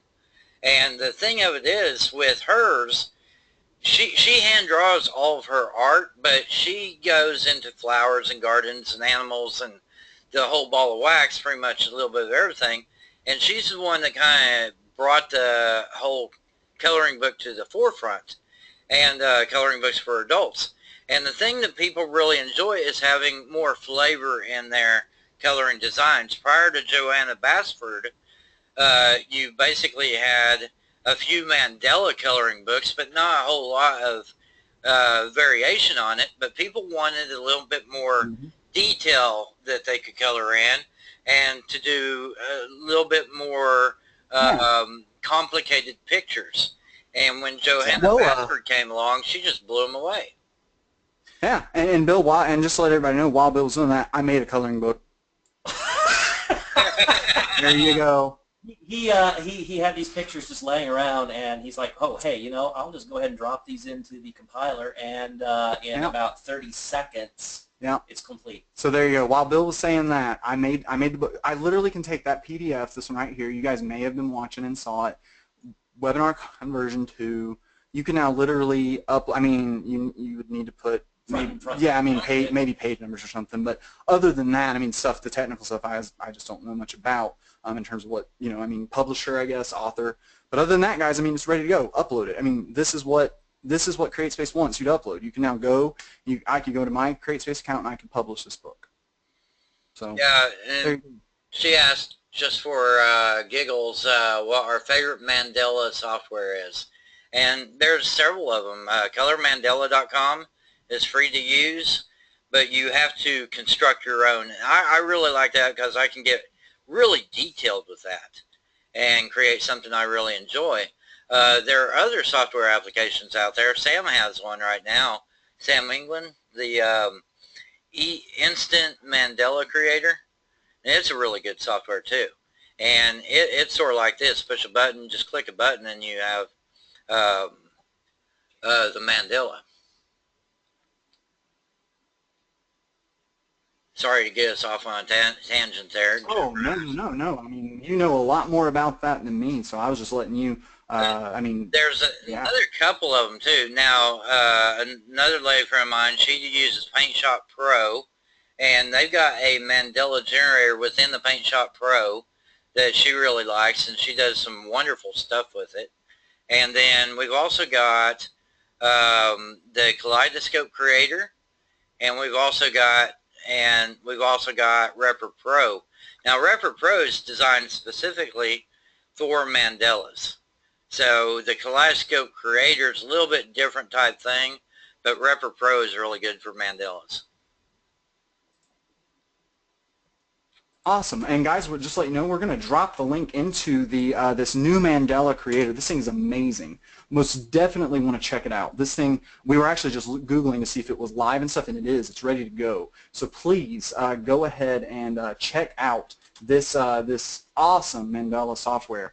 It could not, I mean, seriously, after you compile and stuff there, if you need to make any more settings, adjustments, you can even use our software side by side. But really, I mean, his does mandalas and are phenomenal. And then here are, and then right here now, you can go and make any type of coloring book that I'm even aware of even exists. You can make grayscale ones. You can make line art. You can make mandalas now given this this software. You then, and if you whatever you're compiling, your puzzle books, your Sudoku books, anything, you then can use the compiler that comes right along with this as a really an added bonus to then send it off to CreateSpace. So using all these tools would just. Okay, Jennifer, you said link doesn't work. Which link doesn't work? Here you go. That one most definitely should work. Sorry about that. How's that one, guys? Yeah, that should do ya. Sorry about that, guys. Try the one that ends in 17. That's the one. Yeah, that works. Awesome. Yeah. Sorry about that, guys. Bill lives with Sam loves those auto Monster. start videos. Yeah. They get you though. It makes me watch them. Yeah. Just check out that latest link. The No, one it's with the broken 17. too, huh? Well, No I way. didn't click through to it, so I don't know if. Oh, we just to let you guys know, we're not affiliated with. I mean, rather, we did not. We did not we were make- we just Googled that for Yes, you guys. okay, We so just- here's the deal on the two software packages. Steven created this software package we're showing you tonight. Mhm. The Easy Mandela generator was created by Sam. I was beta tester on both programs. So I knew all about, Peter said their site crashed earlier. The Mandela generator, the Easy Mandela generator. Oh goodness. Well, I Okay, mean, they'd be flying off the shelves, so. and I probably shouldn't have done this, but now that I've mentioned the Easy Mandela software, people are confused about what we're actually presenting here. We're not presenting We the are not Mandela generator tonight. indeed. Yeah, it's what we're doing is the create page and the create book, the two tools. That's us. That is us right there. Yeah. So Val, it's apologies for the confusion there. We're not really affiliated with the Mandela. It was just Jennifer asked what was our favorite, and that's one of the ones that came up. So. And I dropped a link to our software in Yes, there. now. photo to line art. Val, that's what ours is. Mhm. Were you maybe it was late to the a little bit late to Yeah, the here, party. I'll do another conversion. So we'll just show you what this is doing. This is Coloring Book Creator. This is what we're offering, this is he's gonna pull up show you the conversion again. Well, basically, just choose the input. I'm just trying to think of what I want to do. I'll do the Cats the sequel. And who was that asking the question? What was the name? I like to name it after whomever was asking. Did we catch it? For the line art, Val. Val. Alrighty, Val. Here's this one's for you. 1 second. So we'll just go ahead and save that. So that's your input. That's your output there. I'm just going to set it to defaults, and then leave that DSAT. Yeah, Brett. While he's doing that, so we're converting it right now. We're showing you the conversion process. It's converting the images from photo to line art. Val, that's what our software does, and so that's what he's doing, and he's showing it right now. And that's the original. These are the original, and this is just a quick sample just to show you. And then here they are. It's already done. It looks like, yep, successfully converted 4 images, no time at all. And then it just turns it into there. So you wow. can see. Oh my goodness. Yeah, it's line art, and you have to play with some of the settings.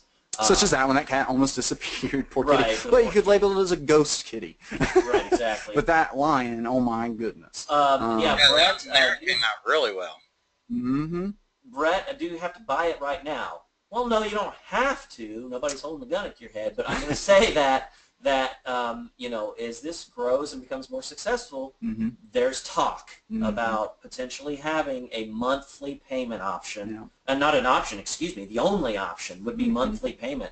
And so if you want to get in where you have a one-time, lifetime license, now would be the time to do it. And I think the deal actually we confirmed was going to end on the 20th of December. This price, is that what we said? Yeah, it was going to be around December. So the 20th, so shortly before Christmas. So now would be the time to grab it, so you don't have to wait and pay and start paying monthly. And then if you stop paying, get cut off. Now would be the time to do it. Yeah, check that last question. Sure. The one by, I see, okay. Yes, a recording, just to answer that, a recording will be available of all of this probably tomorrow. We'll put it on the page, as well as if it's not fitting on your window, we will get that fixed. If your window simply is too small, admittedly, that is just something that we will just have to correct. This is actually made for, this is the actual standard size of software for a tablet. because I was thinking that's future-proofing. Admittedly, I'm surprised that it's not fitting on your screen, but it's most definitely something we will get corrected. I have a note made here. Yeah, and while you're doing that, let's go ahead and put up the slide again so we can show people the options. Brett just asked, so I have some time to get together the MUA. You do, if you have another option, we do have the $100 a month for 4 months. It's just basically 4-month payments of $100. If you decide to go that route, you can. So it is entirely up to you which route you go on, or you can just wait until you know, you get it. You do save $107 if you buy it one time.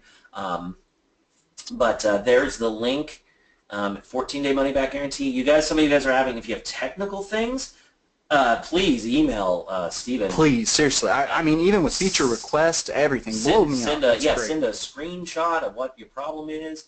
You know, this he'll give you a hand, and you know, and it's something like this. And I know as myself as a developer, window sizing is actually fairly easy and quick to fix. Should be done very quickly. Yep. So that's a bug that can definitely be worked out. Especially with the Metro UI, which we chose to use, should look very slick. You notice we don't have a lot of ridiculous images or anything on there, a lot of wasted graphics, because I want it to be a simple program. I don't want it to be like Photoshop. Yeah. Well, Val, I mean, you know, you say the price is steep, but take a look at what you do. What we just did. Bill, Seriously. Bill, how long did it take you to convert those those images that you did earlier in the webinar? How long did it take you? On the Ponca City photos, I spent over 30 hours cleaning those images up, and as you can see, the software produces a better image. It produced, our software produced a better image, and it did it in less than 2 minutes. Less than 2 minutes. He spent 30 hours. So if you're a graphics artist, we're saving you 30 hours a week to hone your craft and do more work even more rapidly. Maybe even things you enjoy more, because do you really enjoy grayscaling images and making line art out of them, or would you rather be honing your craft? Furthermore, if you've been paying for images to be made, we're saving you $52,000 a year. If Adobe were producing this, you would be paying $997 up front, then probably a subscription thereafter for the cloud or something. And none of that. We're not doing any of that to you. You get in on the ground floor. You'll be grandfathered in for future updates and redesigns, and then you will be saving $52,000 a year or 1,500 hours of work. Let's you know what? Let's go ahead for Val. Let's show the two side-by-side images of what Bill did and what the software Oh, did. indeed. Yeah, that's great. I wonder if I still have that here. I believe I do. What was your favorite image, Bill? Oh, I am partial to like the theater downtown, or even I like the theater too. The tower was one that does well too. Okay. Oh, but so you don't this have right my here. tower. Oh yeah, I don't have. Yeah, I love that tower. But this is too. Bill converted this manually. You can see how he chopped off. I mean, you can see that right there. You can see a human did this. See what I mean, guys? I'm going to zoom in on that so you make sure you can see it. Give me 1 second, guys. Fight with technology for a second. So yeah, check this out, guys. Bill manually converted this. He grayscaled it. He did his thing. Then he just simply trimmed that off. Then he got rid of the background. He probably had to manually go in, use the magic tool. Then he had to use the pen tool. Magic wand and hold the shift key and click, click, click, click about 50 times. Yep. Just Oh my goodness. And as a matter of fact, if you're using that older version of Photoshop, I bet you don't even have the pen tool where it even saved, so it probably forgot everything you did, and you had to redo it and fight with it. I've got all that. It saves back about 50 steps. Oh, good. Okay, well, good. But then check this out, guys. This is what the software did. And now look, guys. I mean, seriously, it got rid of the sky. It got rid of all the color. I mean, it got rid of everything, and then it simply created the line art right around it, as you would hope. And there you have it. And look at, and here's one thing I want to point out about that. Look at the text on the front of the building versus mine. Oh yeah. On the look at that. theater part, you can't color inside the. On my version, you can't color inside the words. And then if you go back to the one on the front, off to the left there, you can't even read what it actually says, but you can in his version. Oh yeah, honestly, right? Yeah, I have no idea. Yeah, I didn't notice that either. Yeah. Yeah, the text you can color on the software's version. Yeah, Bill was talking about how he was kicking himself. You know, he spent 30 hours, and this software did it in 2 minutes, and it did it better. And so, we could charge $9.97, and I personally feel it would be justified. But we're not doing that. Stephen has been extremely gracious and saying, you know, look, $297, $100 a month for 4 months if you want to break it into payments. And he even said earlier that if you want to put it on a couple of computers, go ahead and do it. Yeah, We're not please. going to have restrictive licensing. Nope. None of that. Just, I mean, all I ask is if you use it on a bunch of different computers or whatever, please just make it a point to send me at least one support ticket, either just thanking me if it's working well, or give me legitimate feature feedback, or even bug reports or whatever, because I look forward to hearing from you. And here's another thing. Look behind the middle pickup truck. The doorway on mine, it's washed out. What do you mean, on what doorway, Bill? Yeah, right there. On yours, you got the ticket booth and the doors in the background. On I bet with a marker there too, you could easily just color that a dark shade or whatever, and it would look. You could even illuminate here, maybe drag down some yellow, look as if it's nighttime. It would look phenomenal. And we're talking about markers. Again, the software automatically, if you so choose that feature, will actually put in a blank page in between every single page for thicker and for what was the right word? Ink-based. Yeah. So that way your page behind it won't bleed the next image. Hey, there's one other thing I want you to show them real quick. Go ahead and close that window there, but go back to what you had there. Get away from the PDF settings and show them the page sizes. Oh yeah, we didn't even cover that. Yeah.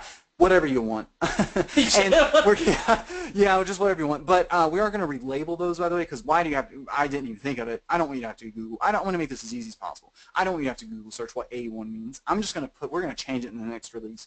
We're going to change it to just the measurements. And we're going to put it in both imperial and metric. So that way you won't even question what size image you're printing onto. So you know, okay? And of course, the default is letter. That is the 8.5 by 11, correct? Yes, that's correct. Even I hesitate. You know, I mean, legal is 8.5 by 14. I guess that's used sometimes for marker books or bigger books. Right. So those are probably the ones you guys use. And there I guess there are the new pocketbook ones, right? That's small paperback, I believe. Right. Small paperback is 6 by 9. Yeah. See, Bill knows these. I just to sit down with him, he'll walk me right through them. Yep, and then of course, just while we're here, you can change it portrait or landscape, and DPI settings. Really, probably wants to keep it 300. I don't know why you would lower it, but it's there in case you want. And image justification, center and top left, because of the way printing works. That's just I assure you, that's just the best way to do it. If there is someone out there who for some reason needs bottom right printing, we can do that. But with center and top left, you can do everything you need. So those are the options for the compiler. I mean, you can see here, I can't click these because it'll go away because I don't have any images. But you've got crop to fit, resize to fit, stretch to fill, rotations, and don't process, and then delete. And you can use all your Windows commands. You can press delete on your keyboard when you have an image selected. Here, I'll just throw some in. Gary's asking. Throw some in there and show how they can rearrange the order. Yeah. Too. I mean, look at that, guys. I click and drag. I click and drag it in to move it, and then you click and drag it around. You can just delete like that. You choose, hey, I don't want to process that one. Let's rotate that one. Stretch to fill, resize to fit, crop to fit. And just to let you guys know, the preview is not yet fully sort of. This preview is not really meant for be preview. It's sort of just show you what image you have selected. Please note this here is current selected image. It's not a preview of the end result. Sometimes you will have to use your imagination, specifically with rotations. But other than that, I mean, the resize and the stretch should give you a good feeling for how it actually looks. And if it thinks, hey, it's going to look a little different, the warning will pop up. So pay attention to that little exclamation point. Yeah. Gary asks, which one is 8 by 10? I'll tell you in just a second. That one might require some Google foo. That might be. What do you guys think? Executive? Possibly. Yeah. This is. But he's going to have this fixed in the next release. Not even a bug, really. It's just they're going to rebuild. Maybe a misunderstanding of feature. Yeah, exactly. Easy peasy to get squared away. For now, regretfully, will require a bit of a Google search, but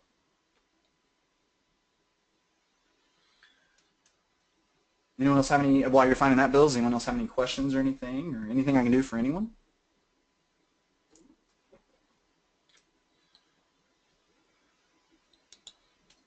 It looks like 8 by 10 is an A4. Oh, A4. Well, dang, I was just completely wrong. A4. So there you have it.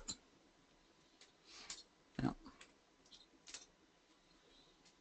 Well, guys, is there anything else I can do for anyone? Yeah, and thanks for answering, Bill. Hey, no problem. Yeah, this is something, when I first saw it, I was just blown away by the software. Just the line art side, converting a standard picture to line art, that is powerful all by itself, and I'm definitely going to be using it. But the thing that just really intrigued me, I don't even, if I've already done all the work to create all my pictures, I can just drag them into the software and compile my book. And to be honest with you, you know, that's an extra hour I can save by just bringing in any old picture. Like I've got folders and folders of Mandalas. I can just drag those straight into the software and compile my book without having much to worry about it. It's right there. It comes together just lightning quick. And I don't know if you've ever taken the time to actually load images into your Microsoft Word document or your LibreOffice document. Oh, no. Let's see what it actually takes to compile that book, but you know, it's frustrating sometimes. And especially when you got, like me, you know, I've always got too much going on. Always. And Rob can verify that. And the thing of it is, if I need to be programming or getting this product ready for marketing, I really don't have time to go in there and spend an hour formatting that book so I can upload to CreateSpace. And like I said, you know, I've got software that I can create Sudokus, and I can just drag those straight into the software and compile my book. Yeah, I mean, the compiler alone, I mean, again, just showing value. I mean, this is basically two pieces of software in one. And I mean, the converter, I mean, my goodness, how much money that will save you. And then being able to compile, I mean, that's probably half you guys out there, given what Bill just said, I mean, that's a real battle. I mean, an hour every time you're ready, and you're ready just to publish, you know? I mean, imagine the relief you're going to feel when you're just like, man, I don't want to sit down. I mean, I'm done. You know, I should be done. I've done all the drawings. I've done the calendar. I've done the Sudoku book or whatever. Really, I'm ready just to put it on the internet and have people buy it. I don't want to have to worry anymore. Well, my software will do just that. You click and drag it over, and you upload it. It is simple as that. Yeah, and Gary asked a good question. How do you put the images into it? It's literally a drag and drop. It's just a drag and drop. It really is. I hope this doesn't glitch out on you guys too much whenever I change. But yeah, I mean, as you can see here, I put a whole bunch of stuff in here. I've put coloring images. I put the cats. Here, I'll grab some of Bill's patterns, some of his mandala patterns that he shared with me, just to show, and we'll just throw it in there. And then it puts it in there, and then you can just drag it all around. I mean, imagine if you were organizing your calendar book. And just think think about it right now. If in Doc you were working in a Doc and you were organizing it, and you had January, February, March, May, and you compiled it and you went to upload it. Son of a gun! Right? Yep. Missed. But now here, let's just I actually had what was it, May at the end. I'm going to put May right up here in spot number 5. Recompile, off you go, no problem. Simple. Yeah, that's actually an important point. Yeah. Yeah, I mean, correcting your mistakes or accidents, happy Bob Ross here, happy little accidents, you can correct them very easily. It's no problem. I love that man. I grew up with him. Me too. Yeah, Me too. It changed my life. But yeah, seriously. Are there any other questions or anything at all I may do for anyone? I mean, seriously, again, there's my email, support@pencilsandpatterns.com. Even if you don't purchase, you are welcome to send me an email with any future requests or thoughts you may have. Again, there is also the the sales page there if you are interested in purchasing. We'd love to hear from you either way. Yeah, if anybody at all has any questions, we'd like to answer them while we're still on, if possible. Like I said, we can only hold this price until about December 20th, but the sooner you get in, the better, of course. The biggest thing a mistake I often make is I decide, okay, I'm going to buy that in 2 weeks, and then I forget about it, and then it's gone, and I missed Not it. only that, but why we went ahead and pushed to release it now is because probably most people are about to spend all their money. Really, you should be considering this your Black Friday deal just a little early, because this is your Black Friday price right here. Well, After this, it's just going to get more expensive. I mean, think about this. Christmas is right around the corner. You can grab this. I know it's a little late, but it's still you could go out, take some pictures tonight. Some people are getting their decorations set up.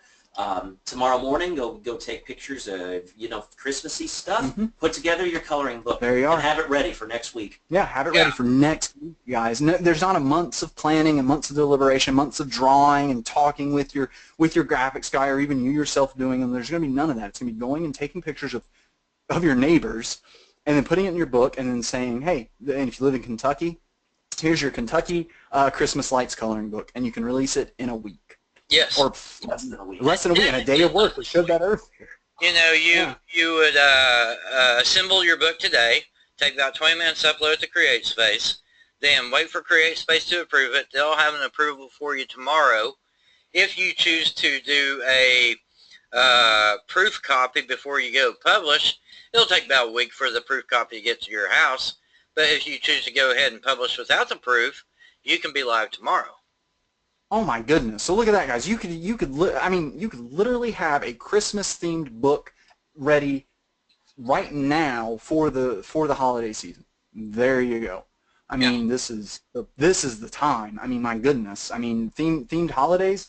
I mean, now we are sitting on Thanksgiving and Christmas, Hanukkah, everything else that is around this time. If you want to make any themed coloring books, now is the time. And if you've been struggling to get your graphics done, whatever reason, you're tired of micromanaging your graphics artist, all that stuff, here's the software to make it a lot easier. Yeah, well, I mean, let's go back to, I just really briefly want to talk about, the strategy that Richard had. Go to a business, you're in a local area, you want to make a lot of money selling coloring books, go to a local business. Say, hey, let's take some pictures. Let's get some Christmassy pictures of your staff, pictures of your building, right? And then I tell you what, I'll do all that for free. You just whip out your cell phone, do it. You do it for them for free, and then next week you say, hey, look, your coloring book is done. How many do you want to order? Yep. And congratulations, you just now sold $1,000 worth of coloring book, and you did it in your local community. These people, they can turn it into their own business cards of sorts. They can turn it into they could resell it themselves. They can hand them out as gifts. They could use it in their marketing material. And they didn't pay anything up front. They just go to you and they buy the books from you. There's all sorts of ways that you can leverage this software and turn it around and make some extra cash for the holidays. And there all you went and did is with your cell phone, you went and took some pictures, you put it on your computer, used our software to convert it, upload to CreateSpace, bada bing, bada boom. Here's the thing. While Rob was talking, and I went to pixabay.com and typed in Christmas trees, and it kicked back 2,200 images that I could use inside my Christmas tree coloring book. Look at that, guys. You don't even have to leave your house. You just have to pull out your credit card, and then you're good. I mean, seriously, you don't even, I mean, what Rob just said is a brilliant proposition, because being able to sell it back to the business, that is great. But seriously, with what the resource Bill just shared with you, combined with this software, all you have to have is the software, and then all you have to do is just run those images right through it, and then you will be published tonight.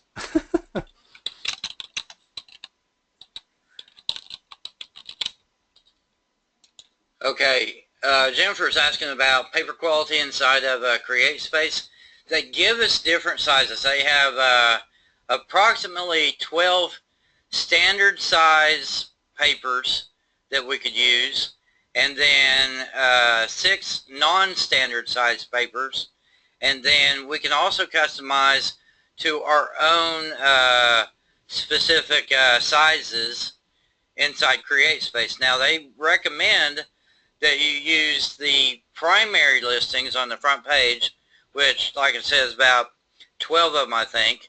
And the reason they do that is because it's easy to get those into bookstores, whereas the special paper sizes, they cannot get into bookstores like the landscape.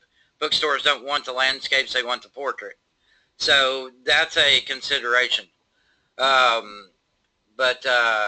Because she says she always prints and binds her own books. Paper quality from CreateSpace is 60-pound paper. So your choice on paper quality is 60 pound or 60 pound, and you've got a choice of white or cream colored paper. But other than that, you can do any size configuration you want as far as dimensions, but you cannot really choose different paper. But realistically, for a coloring book, if that's specifically what we're talking about, that is perfectly okay. I know many authors who who use CreateSpace and it's perfectly fine. Yes. You yourself use it, so it's Well, really totally fine. even Johanna Basford, in her first, like I said, she sold 15 million copies in 3 years. Her first 3 million copies went out on 60-pound paper. Yeah, and there you go. I mean, it really is just fine. Well, any other questions, anything at all? Again, there's my support email. I and my team will be seeing those. Please communicate with me in any way you see fit. support@pencilsandpatterns.com. And then furthermore, there's the buy link. Both have been posted in your chat. Check them out. Let me know what you think. Any other questions, anything at all?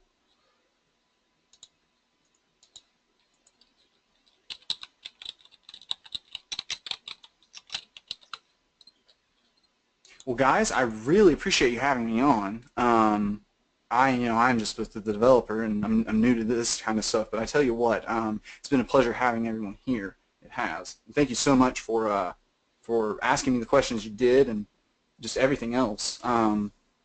Yeah, and thanks for having me on, guys. I was happy to help present. Yeah, thanks for helping out, Rob. Really appreciate it. Yep, and Bill, thanks for having us. Hey, no problem. And like I said, we'll get the pencilsandpatterns.com/cbc-Bill Platt/ that's where the replay will be as soon as we get ready. It'll be ready either most likely in the morning. Yeah, and there it is. Oh, my goodness, I forgot about that last time too. That's not a clickable link, guys. I'm sorry. I don't know why it does that. There you are, guys. Yep, and that's where it'll be. You can check that out. Hear this again if you had any questions at all. And again, you can just email me, support@pencilsandpatterns.com. And I will be emailing that link out to everybody. So awesome. Look for my next email on this topic, and I will have the direct link in there. Oh, sweet. That's wonderful. Thank you, everyone, really. You guys are great. Yep. We'll go ahead and wrap it up then. And like you said, he's got a support question there, and everybody knows how to reach me. Yep. Well, thanks so much for having me on, Bill, and thank you, everyone else. Have a great evening. Great night. Bye. Bye-bye.